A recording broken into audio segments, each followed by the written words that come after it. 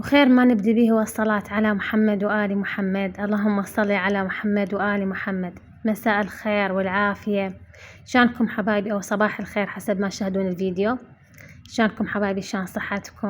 إن شاء الله كلكم بخير بأفضل الأحوال. رجعت وياكم بهذا الفيديو الجديد، إن شاء الله راح يعجبكم. مشتاقة لكم وتعليقاتكم يا حبايبي، إن شاء الله يحفظكم وربي إن شاء الله يسهل أموركم. فحبايبي أنا هنا كان الصبح عندنا قمر وجبن ونعمة من رب العالمين، إن شاء الله يرزقكم ويرزقنا ويرزق كل فقير. فحبايبي اليوم خلينا نحكي احنا وياكم بهذا الموضوع. واي بنات يعني يعانون من الكسل والخمول، ودائما يكون عندهم يعني كسل وخمول وما بيهم حيل يعني يقومون شغل البيت.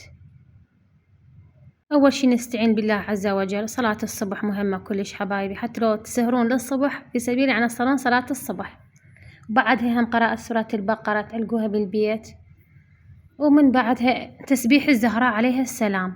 تسبيح الزهراء هذا كلش زين بنات. سبحوا ورا بعد كل صلاة، سبحوا تسبيح الزهراء حتى يصير بكم حيل إن شاء الله من رب العالمين هو القوة والحيل. فأنا دائما يعني من أشوف نفسي ما بي حيل وتعبانة أسبح تسبيح الزهراء وأدي فاطمة الزهراء عليها السلام، لأنه واحد هم شو اسمه بنات يتعب بالنهار وشغل البيت ومين يعني يجيك النحول. أما إن حالتك النفسية مو زينة، أما شغل البيت والأطفال والركضة فالتعبين أكيد. ومن نتعب نتوكل على الله ونسوي تسبيح الزهراء عليها السلام، ونصلي على محمد وآل محمد كلش هواي، حتى إن شاء الله رب العالمين يعطيكم القوة يعني هي بنات أهم شي نفسية الأم بالبيت. إذا نفسية الأم زينة ودائما متفائلة وبالخير، ودائما تكون روحها طيبة وروحها مرحة وهيجي، ودائما تطبخ الأكل بنفس طيبة وهم يعني شو أقول لكم يعني يكون مزاجها يكون زين، يكون الأكل عندها طيب. حتى الشغل حبايبي من تشتغلون هم قولوا في سبيل الله، هم حتى رب العالمين يكتب لكم أجر، وهم يعني تسووا بنفس طيبة، وهم يعني بيتكم وحياتكم. واحد لازم يعني يحب حياته ويحب عائلته ويحب بيته، ودائما احنا نقول الحمد لله والشكر على كل النعم اللي بحياتنا. هواي عندنا نعم بحياتنا، احنا من يعني إنسان ما يحس بالنعمة لمن يفقدها، بس الحمد لله والشكر. احنا دائما نقول الحمد لله على كل النعم اللي بحياتنا، نعمة الصحة والعافية، نعمة الأطفال. أكو بعض الناس يعني يتحسرون على ريحة الطفل، الله يساعدهم إن شاء الله ويرزقهم الذرية الصالحة. واكو بعض الناس عندها مشاكل يعني بالصحة مالتها، ما يقدرون مثلا يتحركون، ما يقدرون. فإحنا الحمد لله نقول على كل الأحوال، على الرزق وعلى العافية وعلى كل شي بحياتنا، كلها هاي نعم فضيلة. يعني إذا تدخلون المستشفى بنات تقولون ألف الحمد لله على حالتنا إحنا. واي ناس تتحسر على الصحة، واي ناس تتحسر على الهوى، يشتمون حتى الهوى. فدائما نحمد الله ونشكره على كل النعم المالية حياتنا، والرزق إن شاء الله الله رزق كل فقير ويرزقنا حبايبي. أنا تريقت وسامكم ألف عافية إن شاء الله. فخلاص سويت لكم جولة سريعة بهذا المول اليوم أهلي، وبس هذا المول أنا يعني أصور بيه لأنهم هم يعني يقبلون أصور. أكو بعض الناس ما يقبلون، أخاف يعني أزعجهم، فما أصور بكل مكان، بس أصور بهذا المول اللي أسوق من عنده من أروح أنا يم أهلي.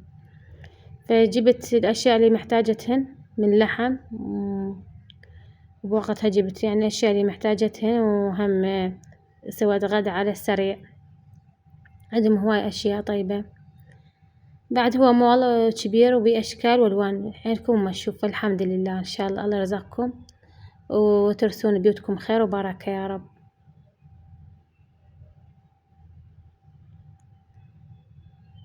كل واحد يطلع للمسواق من الصبح الساعة 8:30، يعني بكون ب9 انتي بالبيت حتى تبدين الطبخين، وإذا أوكت بعد أحسن.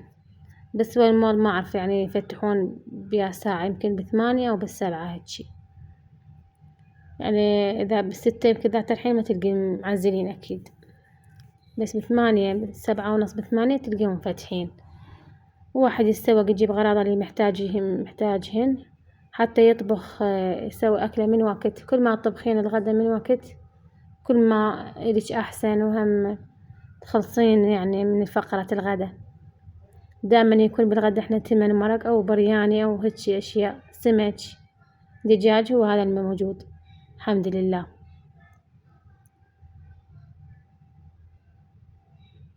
عصرية سويت إلي شاي، أنا أحب الشاي حتى لو بالصيف، إحنا العراقيين نحب الشاي حتى لو بالصيف نشرب دائما بنات. سويت شاي وعندي كيك بالكاكاو، سويته هم كلش طيب بصوص، وقعدت يعني شوية إلي استراحة يسموها استراحة للأم، وهم سويت لهم كيك يعني بالكاكاو. جبت هنا أشياء أريد أسوي هذا الحلا كلش طيب، دائما نحبه نسويه دائما على هاي الطريقة السهلة البسيطة. شعرية من هاي الباكستانية، أي شعرية، أي نوع شعرية باكستانية جيبيها، بس ممكن المهم يكون ناعمة. عندي هذا حليب مكثف وبسكت، هي هاي المكونات. هاي هيجي يعني جبتها إلي، بعدين من أنحالها أشرب العد.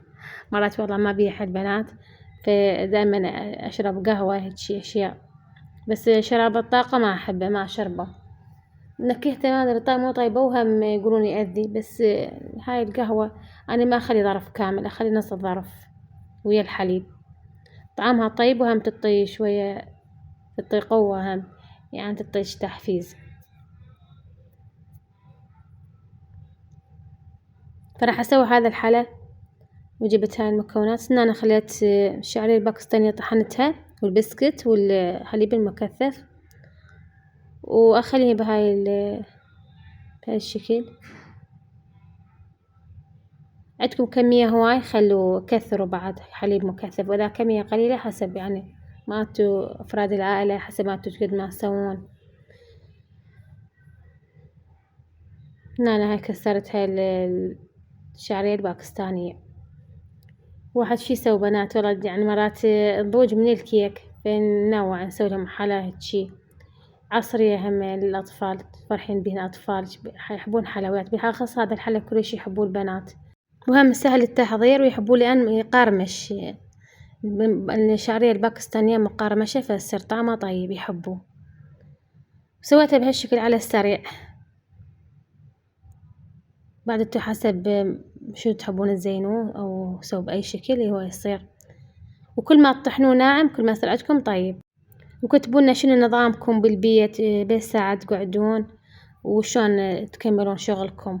اكو بعض البنات يكملون شغلهم من الليل، يعني ينظفون البيت حتى يسوون المرقة من الليل، وبالنهار يعني بالصباحيات من يقعدون يسوون بس التمن ويخلوه.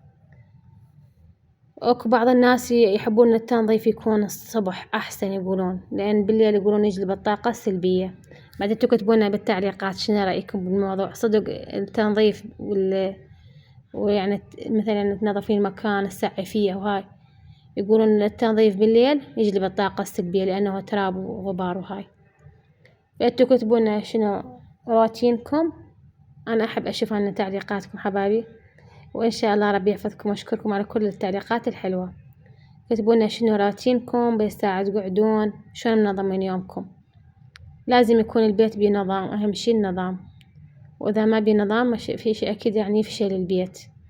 أي حبايبي أنا دائما أحب أشتغل الصبح، بالنسبة إلي يعني كلش أحب أشتغل الصبح، لأنه أقعد مو تعبانة ونشيطة، لأنه توني قاعدة من النوم شوي بيا حيل، فأكمل شغل الصبح أحسن أقول.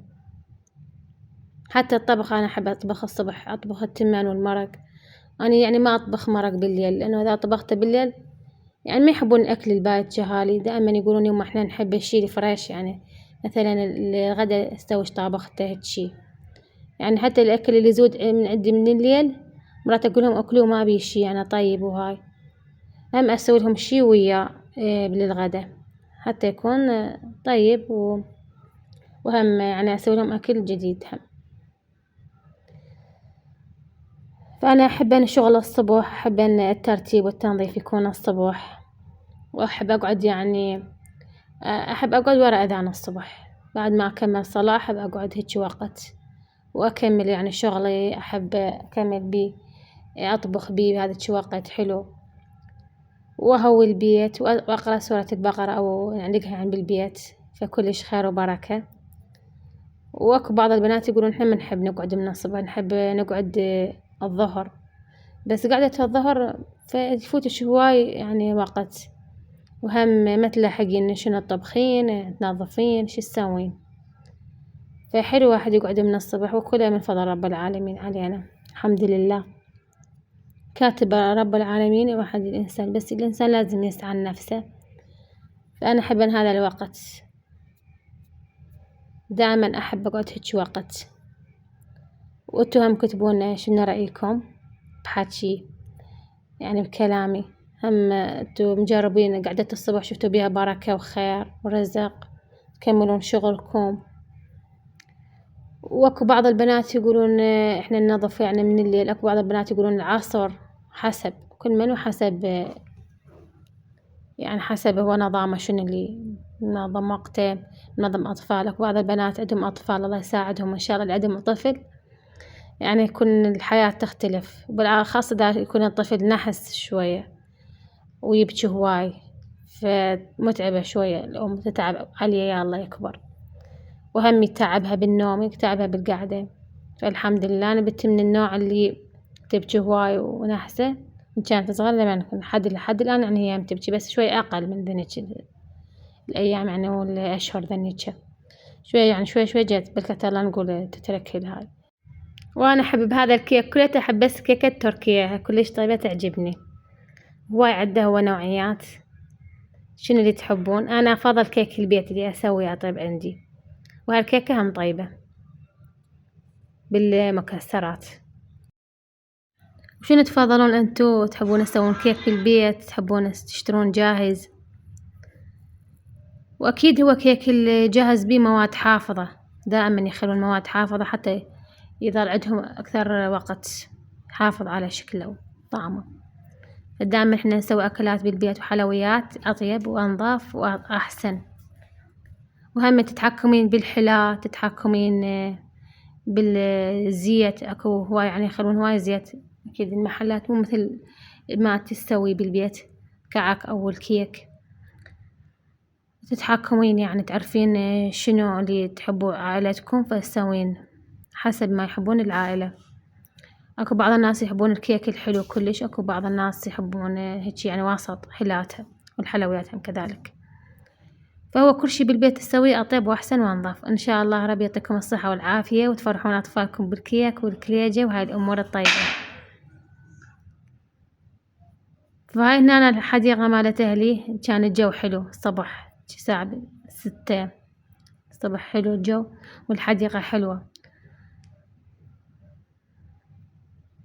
أنا أصلي وأكمل وهيجي بالستة أنامن، مرات ننام ومرات يعني نقعد، لأن ما عندي شي مالي، فبس أسوي لهم الغدا. بوقتها هم سوينا الغدا متأخر، هم الساعة 10:30 يلا سويت بديت بالغدا، وهم الحمد لله كملت ب12:30 وكامل الغدا الحمد لله على كل النعم اللي بحياتنا. فهذا الفيديو قديم بس حبيت أخليه يعني ويا هذا الفيديو جديد. وحبايبي هواي يعني راد تصوير للقناة راد تعب وهم يعني جهد، وأتمنى إن شاء الله تساعدوني بالدعم وتشاركون القناة حتى تسعد إن شاء الله بوجودكم إن شاء الله.